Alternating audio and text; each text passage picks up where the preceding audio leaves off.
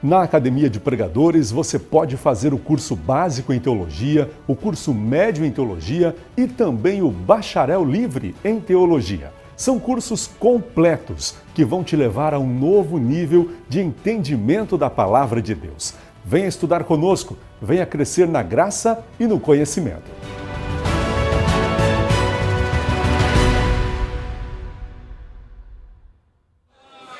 Aos irmãos que me escutam, a paz do Senhor Jesus. Salmo de número 34, por favor.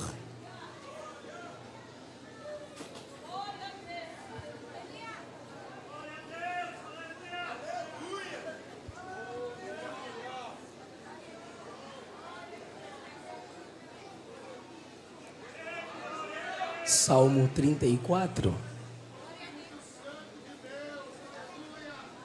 Obrigado.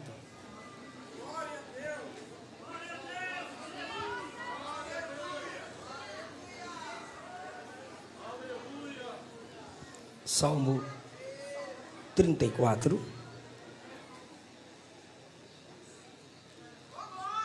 Um verso.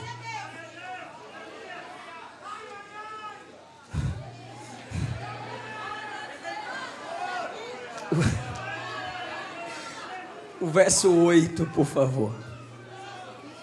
Provai e vede que o Senhor é bom. Bem-aventurado o homem que nele confia.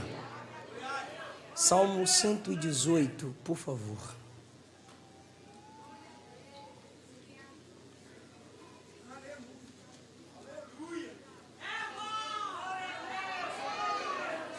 Salmo 118. Aleluia. Glória a Deus.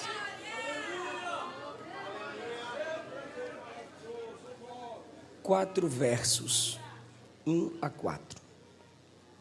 Louvai ao Senhor porque Ele é bom, porque a sua benignidade é para sempre. Diga agora, Israel, que sua benignidade é para sempre. Diga agora, casa de Arão, que a sua benignidade é para sempre. Digam agora, os que temem ao Senhor, que a sua benignidade é para sempre. Eu quero pregar subordinado ao tema a bondade de Deus e a nossa responsabilidade para com ela. Tomai o vosso assento, por favor. Eu também quero expressar rapidamente a minha alegria por estar de volta ao encontro dos recuperados. Como é bom ver de perto o que Deus tem feito em vocês e através da vida de vocês. E como é pela graça, Deus não faz apenas em nós e por nós, Deus também faz apesar de quem somos nós. Primeiramente, eu quero agradecer a Deus pela vida da minha esposa, que é um instrumento gracioso de Deus na minha vida, cantora, missionária, compositora, pentecostal, está dando lugar, e agora escritora, Luana Rodrigues. Eu falo assim, brincando, mas com muita alegria pelo que Deus tem feito na vida da minha esposa. Pastor Josué Cipriano, pastor Odete, eu também expresso a minha gratidão, sempre que é possível, nos recebe com muito carinho, alegria e desvelo. Pastor Moisés, pastora Michele, casal que o Brasil ama e é uma bênção para o meu ministério, para a minha família, para essa nação. Jacques e Thalita, eu também expresso a minha gratidão a Deus pela vida deste casal. Rever aqui amigos, pastor Max, é um prazer revê-lo, louvo a Deus pela sua vida, família e ministério. Ao Galego, é meu amigo Douglas, sempre que pode estar me ajudando no estado aqui de Santa Catarina.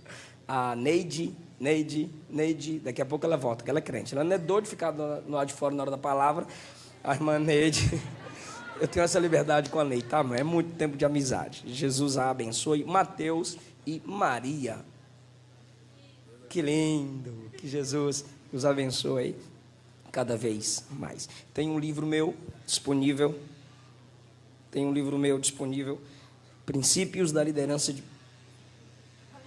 Sai dele. Princípios da Liderança de Paulo. Aquela aula que vocês assistem na Academia de Pregadores, eu atualizei esse livro, coloquei mais 3 capítulos, estarão disponíveis ali na saída. Procure-nos, por favor, para adquirir este livro, se você assim quiser. Queridos, como eu disse, eu quero falar sobre um dos atributos de Deus que estão dentro de sua essência, o atributo da bondade de Deus. Sendo Ele Deus, como então compreender a sua bondade? Que às vezes é paradoxal meditarmos como que um Deus bom permite coisas que ao nosso olhar não parecem bondosas. Existem 2 dimensões pelas quais nós podemos entender, captar, sentir, aplicar em nossa vida diária a bondade de Deus. A primeira dimensão é a benevolência e a segunda dimensão é a persistência. Se Deus não é benevolente, Deus não é bom. Se Deus não é persistente, Deus não é bom. Os filósofos refletem, meditam, debatem e tentam combater o atributo da bondade de Deus conectado ao seu poder, mas eles não enxergam o atributo da bondade de Deus pelo viés da benevolência e pelo viés da insistência ou persistência. A bondade de Deus, pela benevolência e pela persistência, é melhor percebido pelo salvo, pela igreja. O ímpio não vai conseguir discernir esses 2 caminhos pelos quais a bondade de Deus nos alcança: benevolência e persistência. Fora de Cristo, eles não sabem o que é isso. Eu gostei de uma expressão que o pastor presidente usou aqui: você que não é salvo. É isso aí. Às vezes, pelo politicamente correto, nós temos a tendência de falar nossos irmãos de outras religiões. Não, só é irmão em Cristo quem é salvo. Se não é salvo, não é irmão de outra religião. Deus não tem netos, só tem filhos. E nós não temos primos espirituais, religiosamente falando. Somos irmãos se somos filhos de Deus pela regeneração em Cristo, que é operada pelo Espírito Santo. Então, você que é salvo, conhece a bondade de Deus pela sua benevolência. E eu provo, o amor de Deus não é apenas considerado um atributo, não. O amor de Deus é uma definição de Deus. Eu não estou dizendo que o amor é divino. Divinizar o amor é idolatria. Agora, reconhecer que Deus é amor é adoração.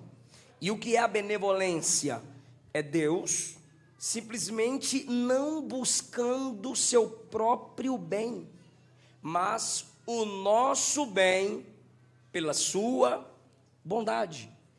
Quem diz ser bom, ao fazer algo por alguém, pelo que este alguém pode oferecer, duvide da bondade do mesmo, duvide da benevolência, chame de investimento, chame de credibilidade, chame de inteligência, chame de visionário.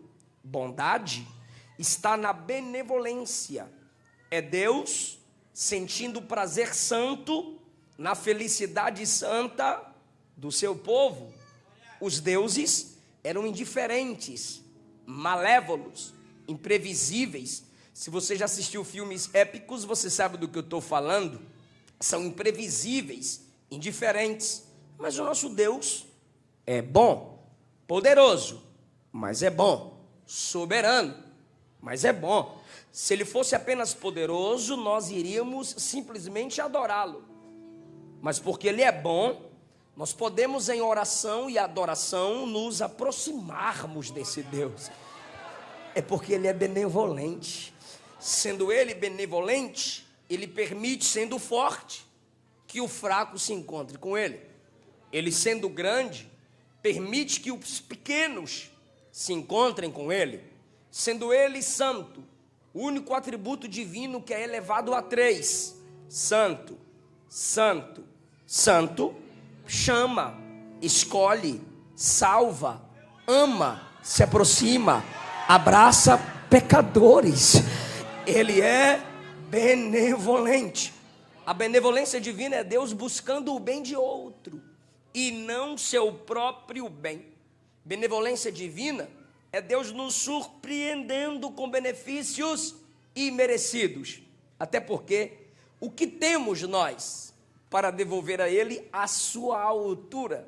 O que Deus poderia olhar para nós e ver algo que chamasse a sua atenção? Nada.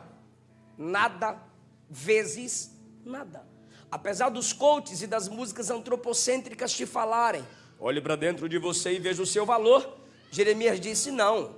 Aí dentro só tem um coração injusto, mau, podre, sujo.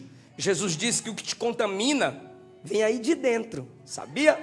Paulo disse em Romanos 3 que os nossos olhos, nossas palavras, nossos pés, nossas mãos, nosso coração é tudo caído, depravado e inimigo de Deus. Não há nada em você, puramente em você, que chame a atenção de Deus, se Ele pela graça, se Ele por Cristo, se Ele pelo Espírito não te atrair. Isso é benevolência. Marcião, teólogo considerado herege, foi ao extremo quando afirmou que, ao examinarmos as Escrituras, temos um Deus diferente no Antigo Testamento do Deus do Novo Testamento. Ou seja, há 2 deuses. Há um Deus vingativo no AT e há um Deus amoroso no NT. Já que ele disse que o Deus do AT não é bom, vamos voltar para o primeiro livro da Bíblia, primeiro capítulo do AT. Diz assim: e tudo que Deus fazia, via que era...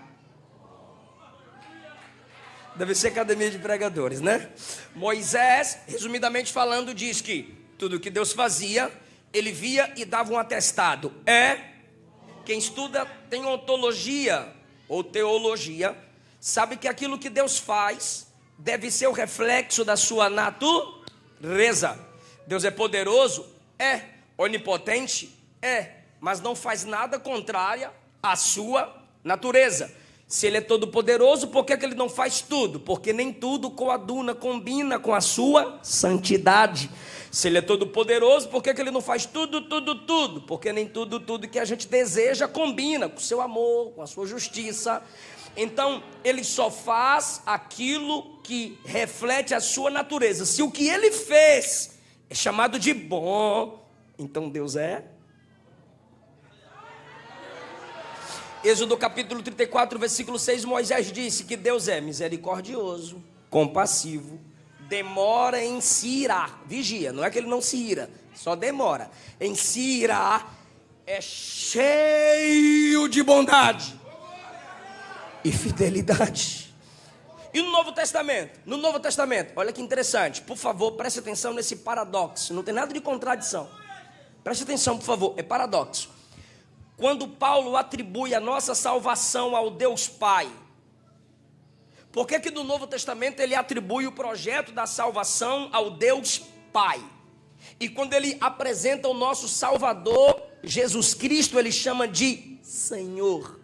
Se é no NT que temos, se é no ATER que temos um Senhor, e no NT que temos o amor, Paulo chega no Novo Testamento e diz: a salvação vem daquele que é apresentado no AT, Pai.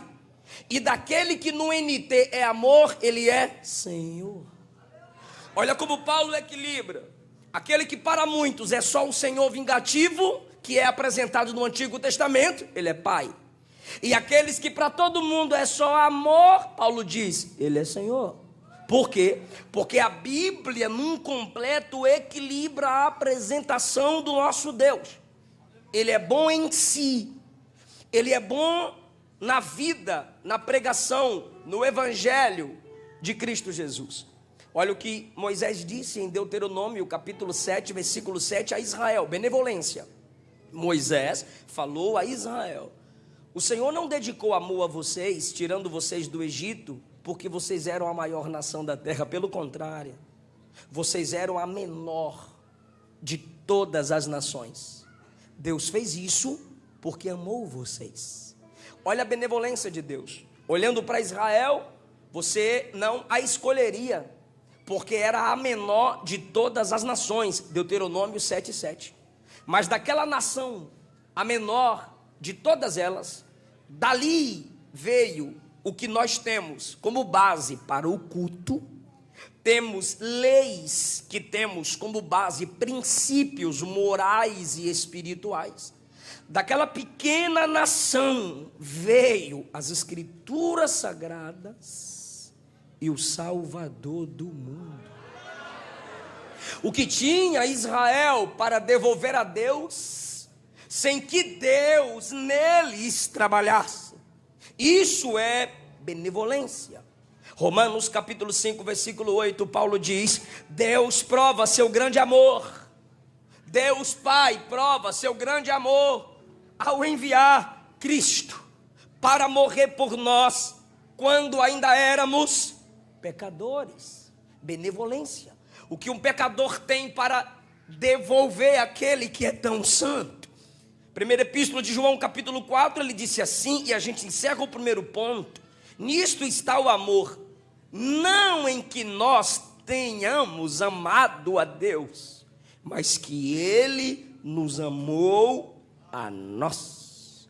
Em João capítulo 15, Jesus disse que não chamava seus discípulos de escravos, porque todo escravocrata acredita no escravo pela força trabalhista, que o escravo pode devolver.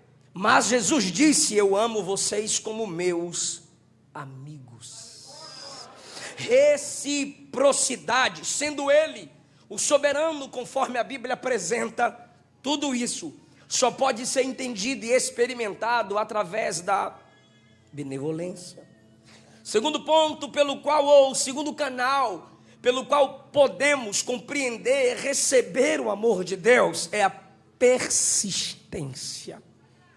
E isso me faz entender a seguinte expressão: o amor de Deus não apenas criou a base para sustentar, não apenas criou a base para nos atrair ao caminho da salvação. Não, Ele não apenas estabeleceu Cristo, o Filho eterno, gerado no Pai, para a salvação. Não, Ele não apenas fez isso. Ele provê uma busca contínua em nossa direção. Perceba, queridos, que o Pai enviou o Filho, e antes de ser assunto aos céus, o Filho disse, prometeu e cumpriu, que enviaria o Espírito Santo. O Pai cria a base da salvação enviando o seu Filho, e o Filho cria a base da persistência enviando o Espírito. Por isso que no dia que você mentiu, que eu menti, que falhamos, que fracassamos, antes que o diabo chegasse e condenasse, chegou o Espírito Santo convencendo. Porque a condenação do diabo é isso aí. Não adianta tentar ser crente, não adianta acreditar no bom samaritano, não adianta ficar com esse negócio de Bíblia, de igreja, de evangelho, de louvor, de glória a Deus, jejum, oração. Não adianta. Você é isso aí mesmo, miserável, pobre, cego, nu, inimigo de Deus. É isso que tu é. E nessa condenação nós vamos desistindo, até alguém olhar para nós, cheio do Espírito Santo, e dizer: covarde.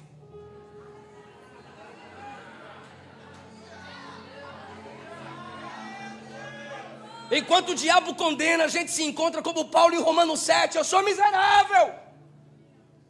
O pecado ainda está em mim. Eu tento e não consigo.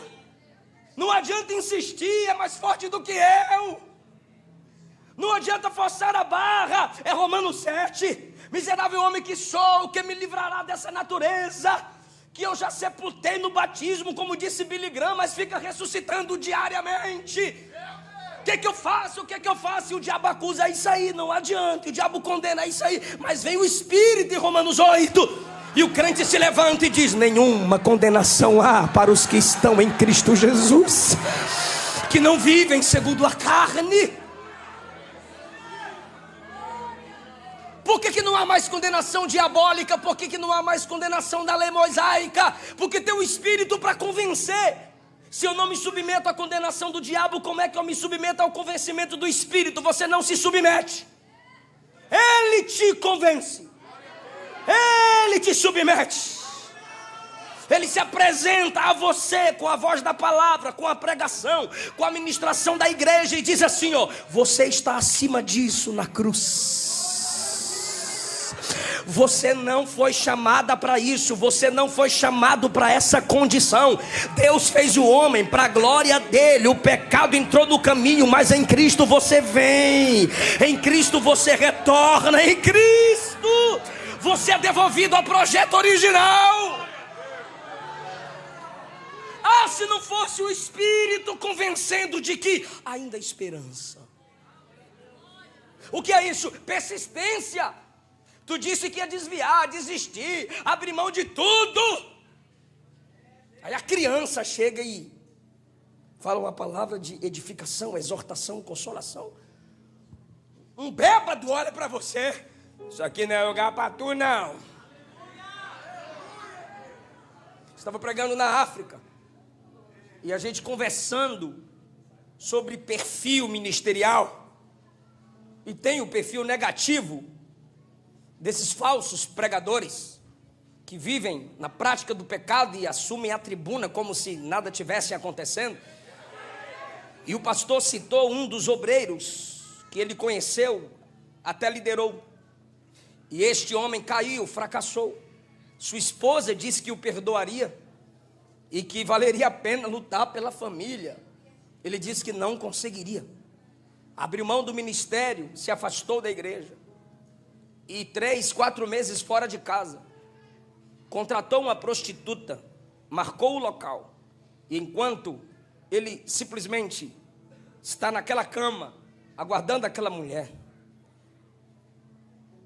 ela olha para ele e diz: você nunca se deitou com uma prostituta, não é? Ele disse: não, eu nunca me deitei com uma prostituta. Ela disse: o que você está fazendo aqui? Veste sua roupa, vai para casa, homem. Volta para sua família. Ele disse que naquele dia ele saiu de lá envergonhado. Procurou o pastor, restaurou a sua família. Agora, pecado confessado, homem tratado, família restaurada. Mesmos sites, mesmos contatos, ele procura aquela mulher. Para dizer que aquela palavra gerou nele um impulso para que a sua família fosse restaurada. Ele não a encontrou. E um dia, uma das suas parceiras o encontrou no caminho do trabalho. Lembra dela? Sim, muito tempo eu a procurei para dar uma palavra de gratidão. Ela disse que teve um encontro com um homem que nunca havia se deitado com uma prostituta. E naquele dia ela também se sentiu envergonhada pela situação que estava, voltou para Jesus e restaurou a família. Ah, se o Espírito não insistisse. O Espírito está dizendo: a bondade dele nos alcança porque ele é persistente. Romanos capítulo 2, versículo 4, Paulo disse: não percebes o quanto que ele é bondoso, tolerante e paciente com você? Não vês que a manifestação da bondade de Deus é para te levar ao arrependimento? Pedro disse na segunda carta, capítulo 3, versículo 9, quem me ouve diz amém. Ele diz assim: Deus não está demorando para cumprir a promessa como alguns pensam. Pelo contrário, ele é paciente por causa de vocês. Por que ele não voltou ainda? Pedro diz: porque ele não deseja que você seja destruído. Então Pedro me faz entender que um dos motivos pelo qual Jesus ainda não voltou para arrebatar a sua igreja é porque tem netos que precisam voltar para ele, pois a vovó está orando ou já orou. É porque há filhos que precisam voltar para ele. É que há ministros quebrados, frustrados, caídos, e a missão da igreja é dizer a estes: volta para Jesus antes que ele volte para a igreja. Você pode levantar a mão. Pode, diga: se não fosse Deus insistindo comigo.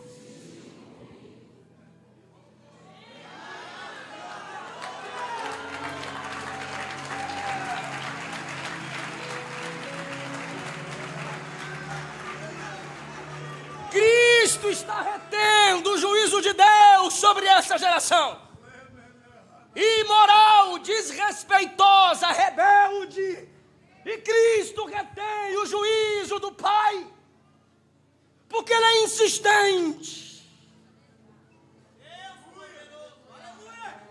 Você disse que não cantaria mais, que não lideraria mais, que não organizaria mais, que não profetizaria mais, que não evangelizaria mais, que não tocaria mais, que não faria mais nada. Se dependesse de mim, eu diria: vaza. Tem mais? Deus tem mais 7.000. Mas ele é tão persistente que quando Elias está na caverna, ele já tinha mais 7.000. Ele vai lá na caverna e diz: o que fazes aqui, Elias? O Senhor tem mais 7.000. O que você está fazendo aqui, Elias? Deus não disse o que fazes aí, Deus disse o que fazes aqui. Deus não disse o que fazes aí, Deus disse o que fazes. Se eu disser ao cinegrafista o que fazes aí, ele está lá, eu estou aqui. Mas se eu digo ao Jackson o que fazes aqui, eu estou dizendo: você está aqui e eu também. Você estava arrebentando lá no Carmelo, fazendo o fogo descer, eu estava contigo. Você estava encarando os falsos profetas, que eram muitos, eu estava contigo. Agora que você está escondido, parado, pensando em desistir, você acha que eu te abandonei? Eu não desisti, eu estou aqui na caverna. Na caverna, Elias.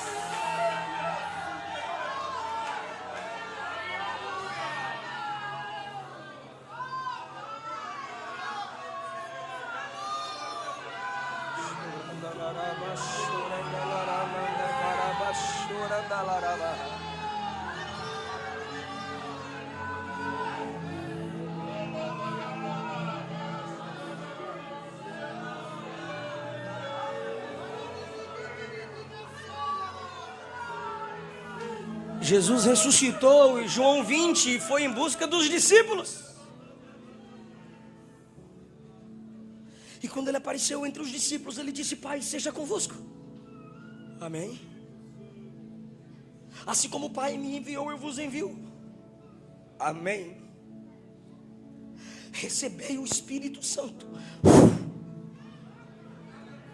Ele não mandou ninguém soprar não, ele soprou porque ele quis. Ele é soberano. Fica inventando de ficar soprando na cara dos outros. Recebei o Espírito Santo.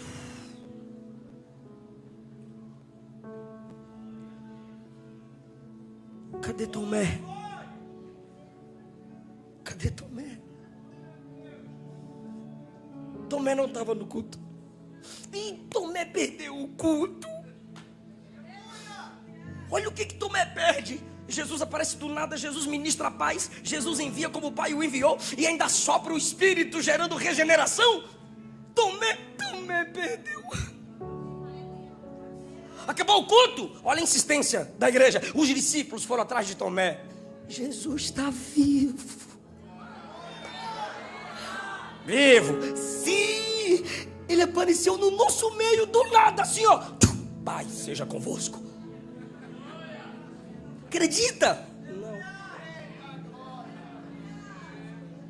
E ele diz aos discípulos: se eu vir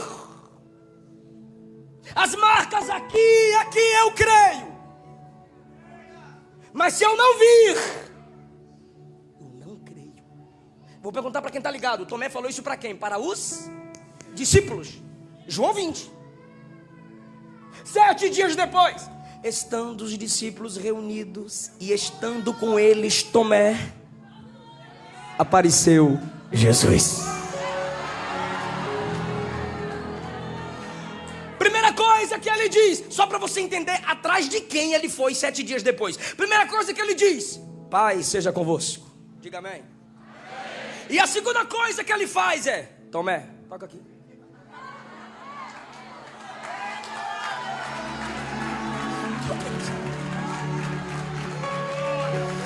A Bíblia não me diz que Tomé tocou. Pode ser que ele tenha tocado, mas a Bíblia não diz que ele tocou. A Bíblia diz que quando Jesus diz toca aqui, ele cai de joelho e diz: Deus meu, Senhor meu.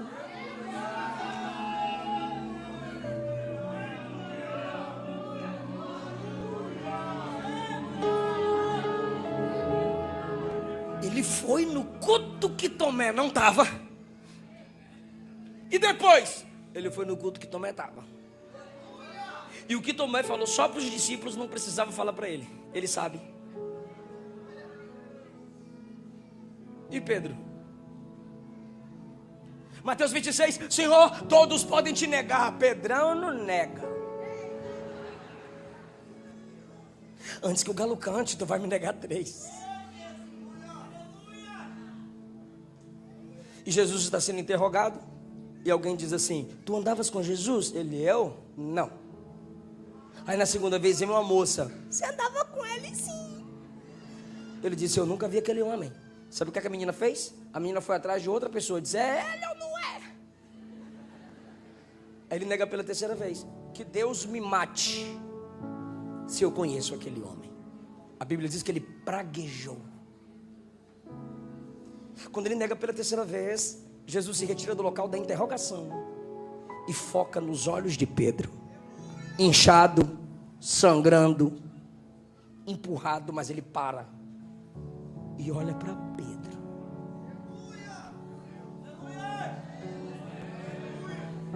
Eu te conheço, você me feriu, mas eu paro em meio à dor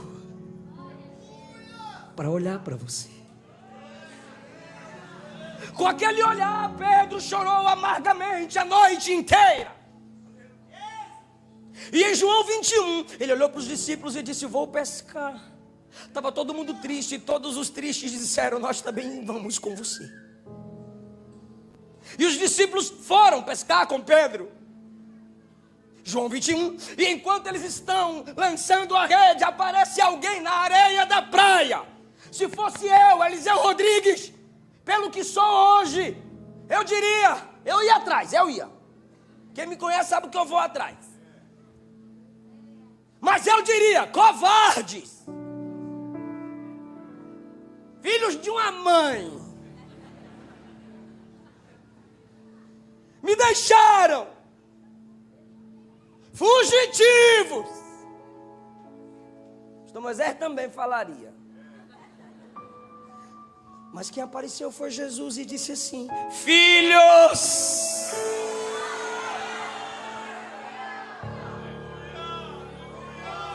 ainda que a gente desista de ser filho, ele não desiste de ser pai. Filhos,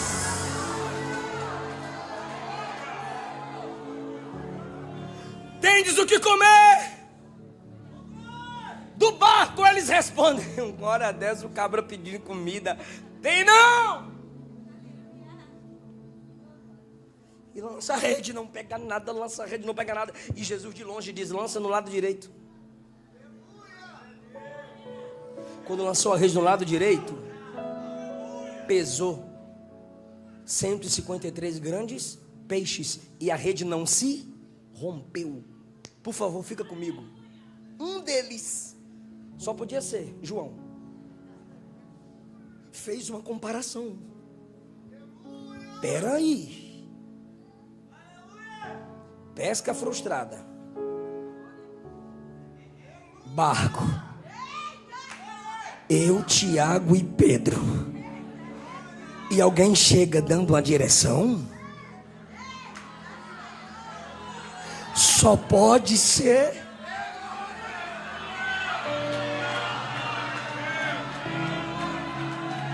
Mas o que me chama a atenção, se é que você pode adorar por isso, é que João não fala para Tiago. João não fala para Natanael. João poderia falar para qualquer um. Mas João sente que Jesus foi ali, atrás do mais fraco, atrás daquele que havia caído. Aí ele olha para aquele que negou e diz assim: Pedro, é Jesus. É Jesus, Pedro. Ele é tão bom que ele não precisa trazer ninguém de fora. Alguém perto de você é o instrumento de Deus para ele dizer: desiste não. Ele te ama. Ele restaura, ele perdoa, ele levanta. O João sente que aquele dia era o dia da restauração de Pedro, porque Jesus é persistente. A Bíblia diz: qual mulher tendo 10 dracmas, se perder uma, não vai procurar varrer, acender candeia até encontrá-la? Sabe o que é isso? Persistência. Qual pastor, tendo 100 ovelhas, perdendo uma, não deixa as 99 e vai em busca da que se perdeu? Agora, até encontrá-la. O que é isso? Persistência. E o filho pródigo? A mulher que tem a possibilidade de perder a dracma, ela insiste até achar. O pastor que tem a possibilidade de perder a ovelha, procura até encontrar. O pai não foi até o filho. Mas quando o filho vem, a primeira pessoa que vê o filho voltando é o pai. E o pai corre ao filho antes que ele, por si só, chegue na casa. E o pai beija o pescoço do filho. E é o pai quem o abraça. E ele ora dizendo: pequei contra o céu, pequei contra ti, já não sou digno de ser chamado filho. Quando ele diz: pequei contra ti, pequei contra o céu, pequei contra ti, me faça como um dos seus trabalhadores. Quando ele vai pedir para não ser mais filho, o pai interrompe e diz: trazei as alparcas, coloca nos pés, trazei o anel, coloca no dedo, trazei o vestido novo e veste ele, porque este meu filho estava perdido e foi achado, estava morto e reviveu. Aí Jesus conclui e diz assim: assim vos digo, há alegria diante dos anjos de Deus por um pecador que se arrepende. Toda a igreja agora, é sério, é muito lindo isso aqui. Todos vocês, lá de trás até a tribuna, por gentileza, bora lá. Há alegria diante dos anjos de Deus por um pecador que se arrepende. Tu prestou atenção no que você acabou de dizer? Pastor, eu entendi que há alegria diante dos anjos de Deus por um pecador que se arrepende. Pois é, quem é que está diante dos anjos? Quem é que está diante dos anjos? O Pai. Você sabia que não foi as amigas da mulher que achou a dracma que fez a festa, mas foi ela que, quando achou a dracma, quem fez a festa? Você sabia que não foram os amigos do pastor que fizeram festa quando ele achou a ovelha, mas foi ele que fez a festa quando ele achou a ovelha? Você sabia que não foram os servos do pai do filho pródigo que fizeram a festa, mas foi o próprio pai que organizou tudo e mandou fazer a festa? Então você sabia que não são os anjos que primeiramente se alegram quando você volta para Jesus? É o próprio Pai que se alegra no trono dos anjos, fazem parte da alegria do Pai, porque Ele é persistente. Dito isso, qual é a responsabilidade da igreja? Antes da nossa responsabilidade, deixa eu ler um poema de Wilmington. Posso? Diga amém. Pentecostal gosta de aplicação, tal, mas me deixe ler um poema sobre a paciência de Deus de Wilmington. Olha o que ele disse: Ele é extremamente paciente, pois continua a trabalhar em mim para me tornar aquilo que eu preciso ser. Ele, Deus, levou somente 1 semana para fazer a lua, as estrelas e o mar sem fim, o sol, a terra, o universo, enfim. Quão amoroso e paciente Ele deve ser, pois até hoje continua a trabalhar em mim. Não entendi, pastor. É que para fazer céu, terra, mar, estrela, sol e lua, 7 dias, tá pronto.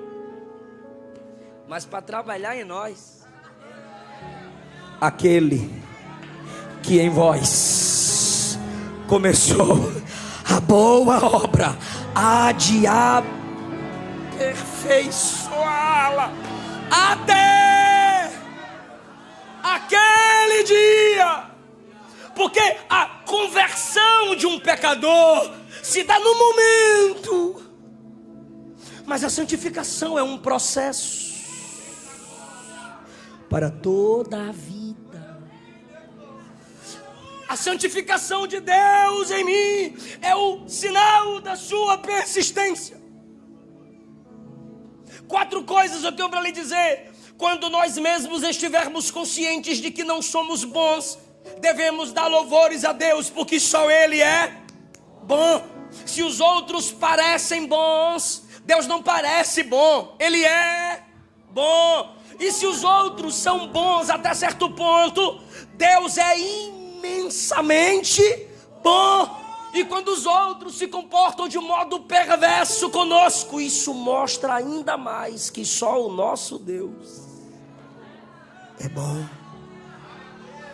Seu modo de agir pode variar, mas a sua natureza é sempre essa: bom.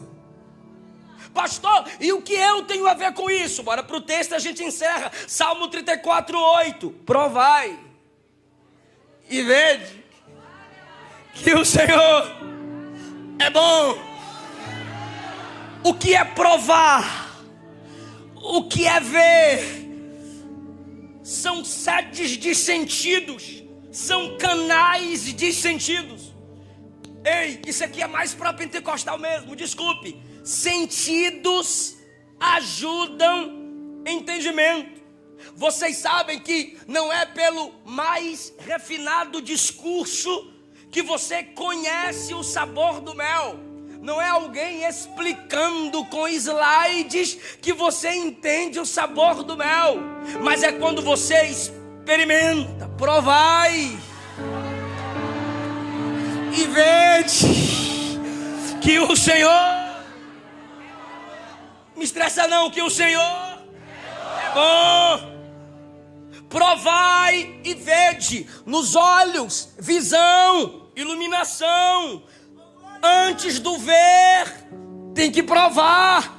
Porque com Deus, o prazer vem antes da iluminação. Por que há teólogos profundos, exegetas, hermeneutas, muita homilética, mas sem graça nenhuma? Porque ver muito prova pouco. Vê muito, entende muito, mas sente pouco.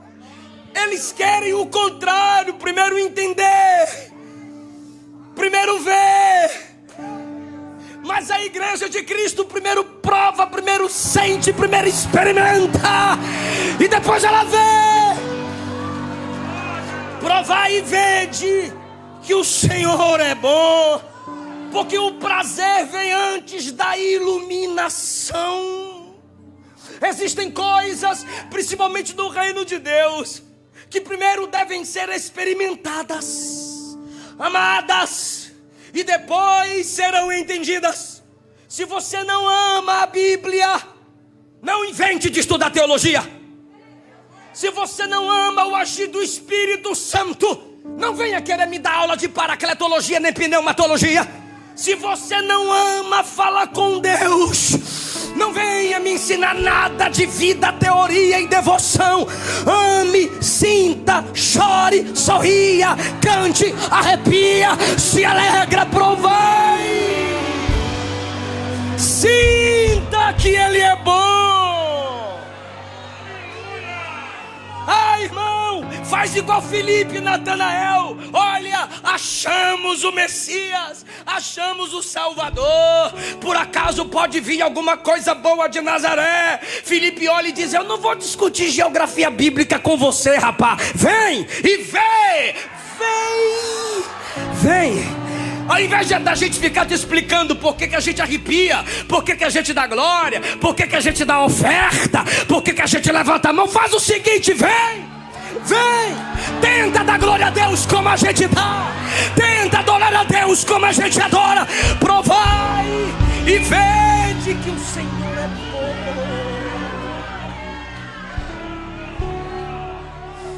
É verdade que vocês gostam de passar fome? Não, vem jejuar.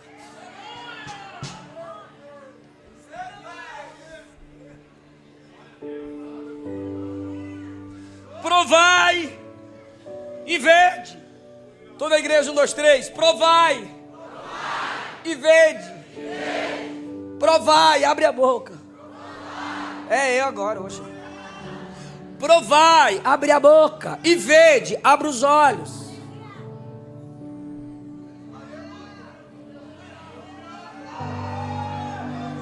Primeiro eu te alimento, prove.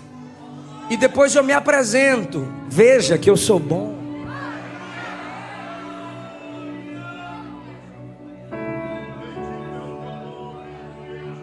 Experimente-o. Os cantores estão cantando. Canta. O povo está ofertando. Se esforce e oferta. A igreja está evangelizando. Vai evangelizar também. O pregador está pregando. Preste atenção. E recebeu, reage. Prove. E veja. Abra a boca. E Ele ilumina seus olhos.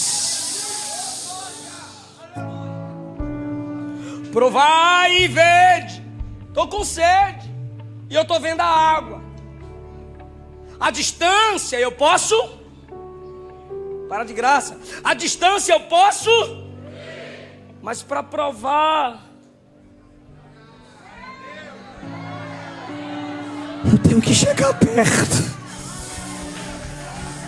Vem e vede quão bom Ele é.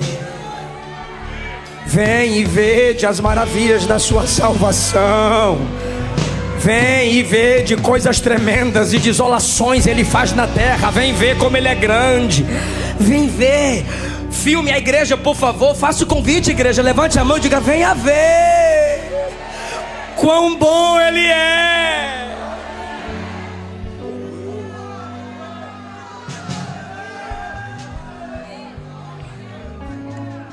E a minha responsabilidade é essa: provai e vede que o Senhor.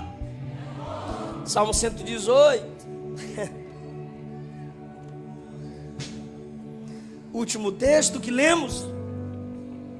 E é isso que vocês estão fazendo aqui. Louvai ao Senhor, porque Ele é. Funcionou não? Vou ler de novo. Louvai ao Senhor, porque Ele é. Louvai. Louvai. Louvai. Diga agora, Israel. Diga agora quem?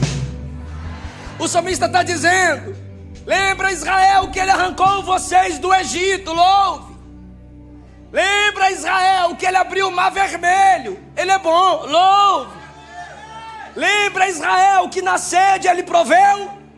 Então, água, sede Ele provê água. Lembra, Israel, que na sede Ele proveu. É porque Ele é.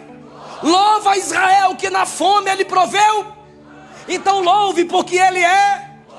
Lembra, Israel, que nas batalhas contra os inimigos Ele te deu.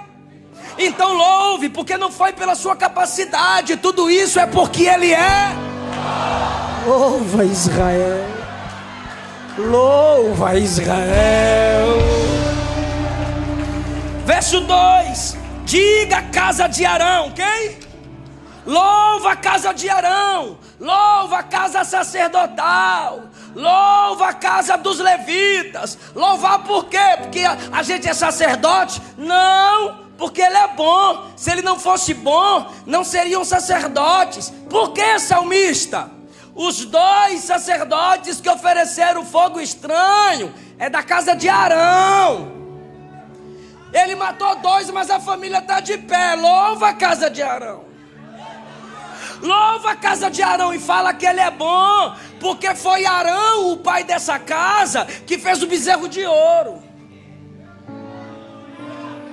Mas ainda é casa sacerdotal, né, casa de Arão? É, então louva, viu, casa de sacerdote?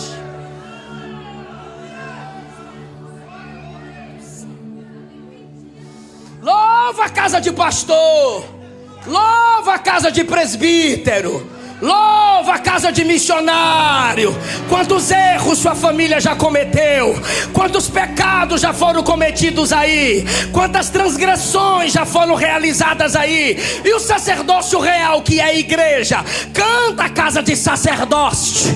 Quantos pecados tua família já cometeu, quantas desonras teu pai já cometeu, quantas deslealdades tua mãe já cometeu, quantas mentiras teus irmãos já contaram, quantas brigas na sua casa, mas ela ainda está de pé. Canta a casa de sacerdote, canta a casa de sacerdote. Não é porque vocês são bons, não é porque vocês são pentecostais, não é porque vocês têm fama, honra humana, é porque Ele é bom. Canta a casa de Arão, canta a casa de sacerdote, canta a casa de pregador, canta a casa do teólogo. Tua família não merece, mas a graça está aí. Tua casa não merece, mas a graça está aí. Tua família não merece, mas ainda tem pastor aí, tem pregador aí, tem profeta na tua casa. Canta a casa de Arão, canta a casa de Arão.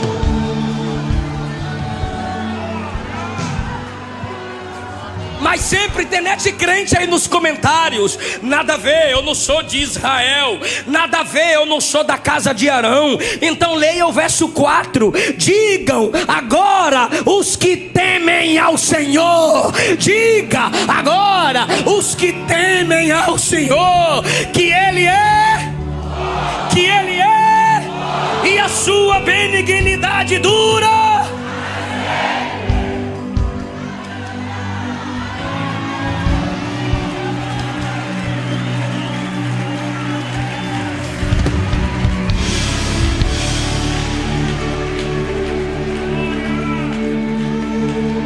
Te amo, Deus, sua graça nunca falha.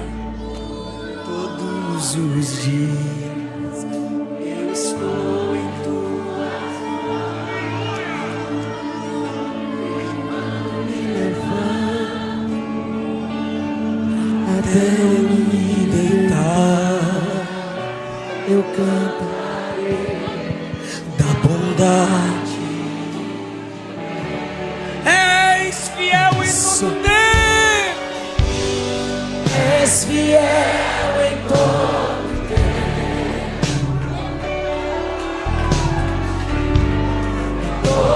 tempo, tu és tão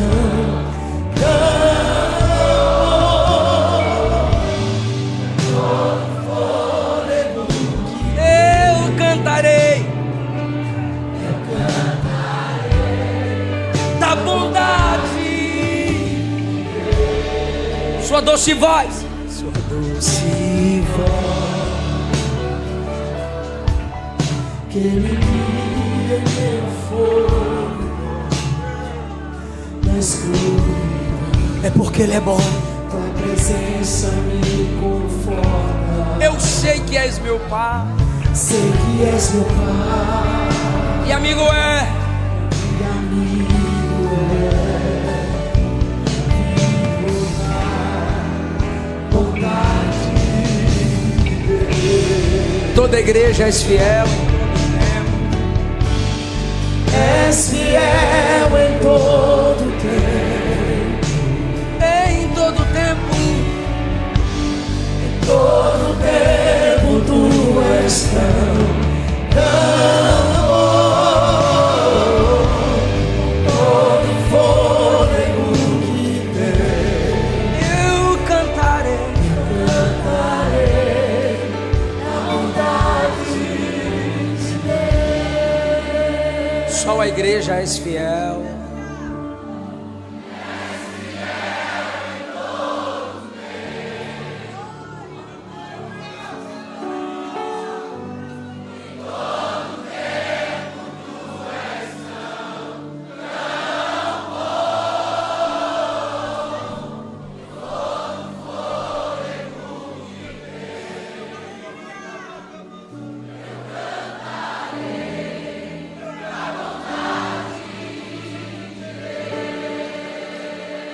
Você que se afastou do Evangelho,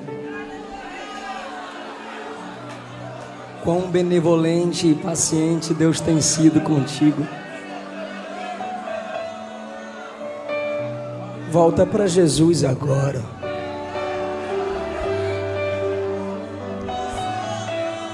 Volta para Jesus agora.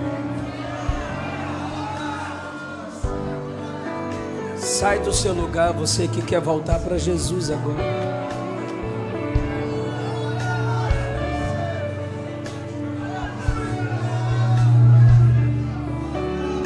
Sai do seu lugar, você que quer voltar para papai agora. E vem aqui na frente para a gente orar por você.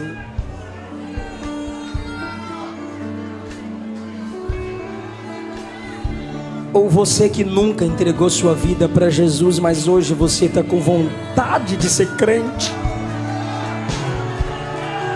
Você está com vontade de ser crente.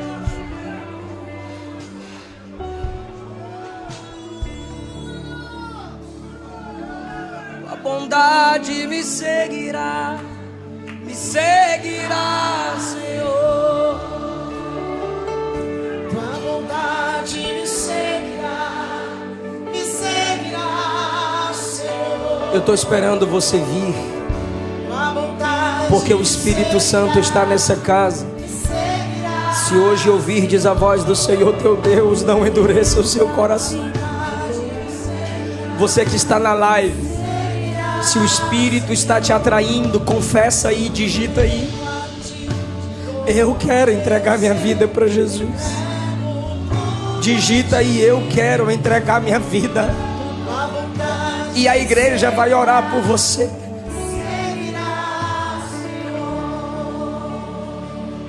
És fiel. És fiel em todo tempo. Saia do seu lugar e a gente ora por você, porque é noite de perdão.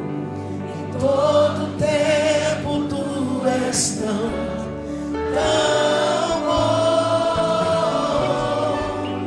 Todo fôlego que tem. Mais uma vida para Jesus. Outra vida para Jesus.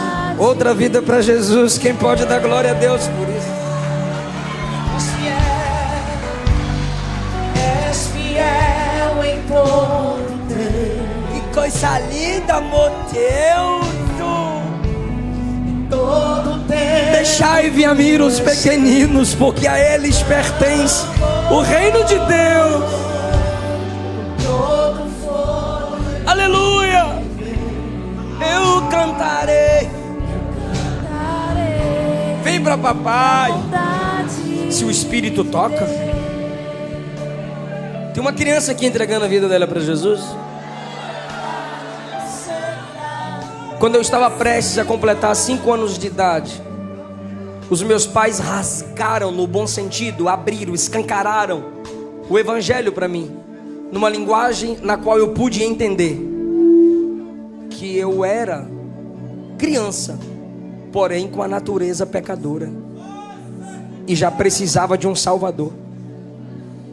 E ali eu confessei Cristo como meu único Senhor e Salvador. Evangelize seus filhos. Através de uma criança salva, Jesus atrai famílias.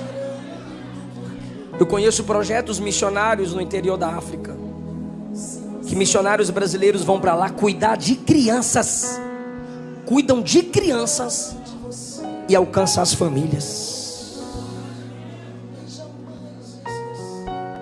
Olha o tanto de gente, adolescente, criança, jovens, entregando a vida para Jesus.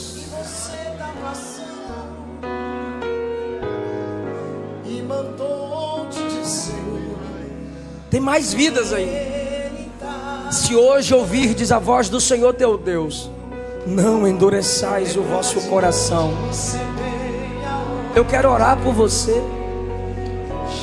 A igreja quer orar por você.